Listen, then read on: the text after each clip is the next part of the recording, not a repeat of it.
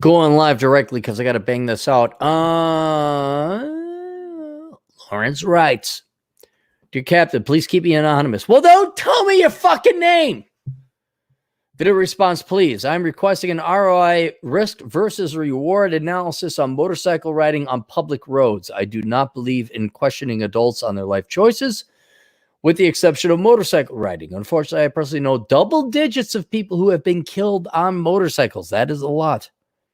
I'm sure you have experienced firsthand close calls with deer, slippery roads, and uncaring drivers. I have experienced two horrific events. Three.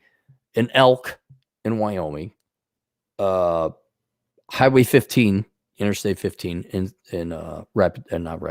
Vegas, and then an exit in Baton Rouge that they did not say like, oh yeah, you might want to do 15 miles an hour on this. So thankfully I caught them all. I do some things people would consider dangerous, for example, flying, climbing, and rappelling. I look at the risks, use appropriate safety equipment, then go for it and have fun. Sadly, my opinion is that you can't come close to controlling the risks of motorcycle riding. It is always the uncontrolled environment and not the rider that causes the incident. Correct. Maybe you could consider taking your riding off-road and stick to dirt bikes. There is a logic to that, yes. At worst, you could get some broken bones, but those would be your fault, not some crazy driver. All I ask is an honest look at the risk versus the rewards. If you were to come to the conclusion that motorcycles are no longer a good choice for you, I would be happy. Take care, Larry. Larry, thank you very much for the concern. And here's just so you know, I don't want to die. In case you're wondering, yeah, I don't want to get impaired. I don't want to be crippled. I don't want to be paralyzed. And so over the years, I've made some, you make some rookie mistakes when you first start riding, and then you're like, oh, that was incredibly stupid. For example, driving down to Mankato to teach dance class on my crotch rocket. I'm like, oh, I'll save a lot of money. And you don't realize that because Mankato, if you were to look at it, look it up, it's in the Minnesota River Valley. There is a ton of deer. And when I drive back at night, I'd be like, I'm like, hey, wait, there's a lot of deer out here. And you realize not to ride at night because creatures come out at night. So that's one thing. The other, and just riding around, like, for example, I will never drive on Interstate 15 in Las Vegas, the proper.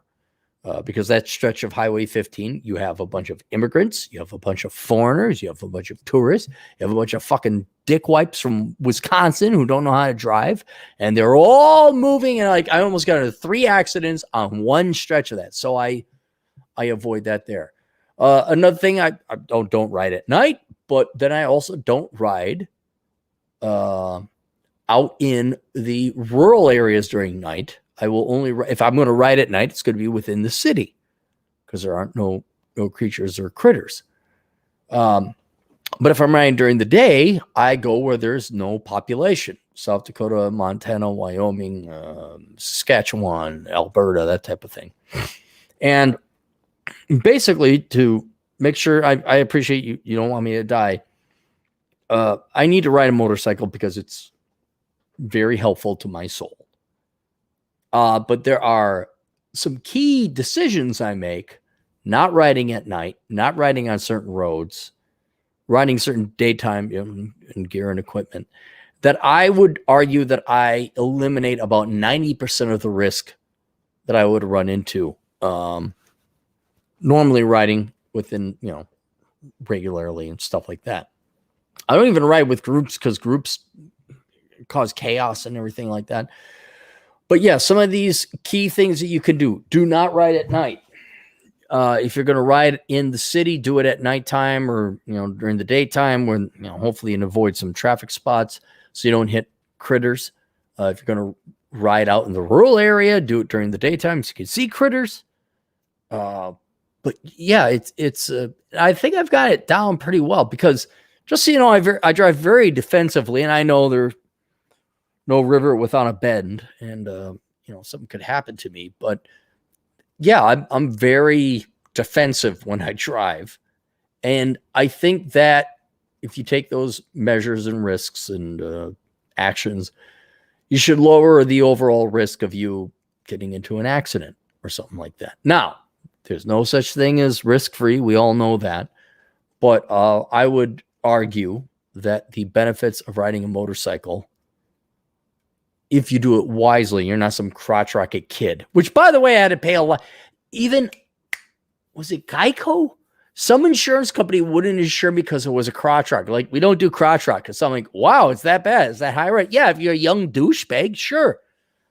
But if you're an old fella like me, you just want to putz around the United States, I think it's still a very safe, relatively safe, speaking, hobby.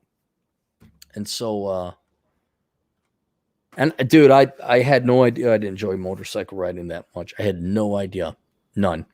It was originally to save money on gas, which is why I was driving down to Mankato.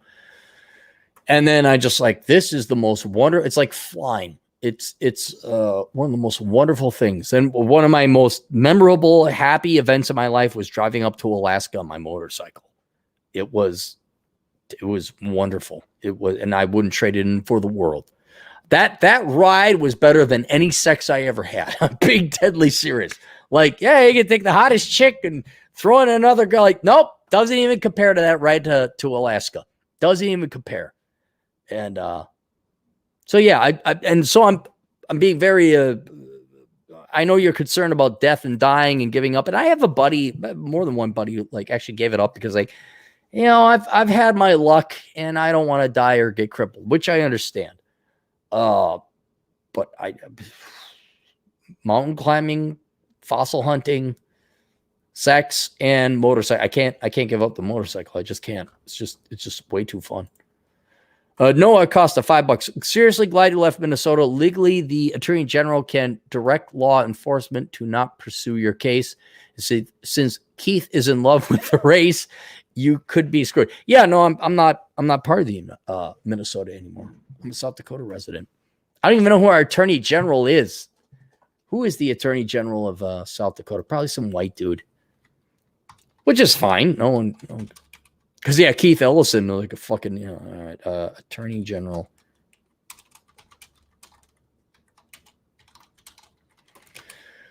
Attorney General, South Dakota. Jason Ravensborg.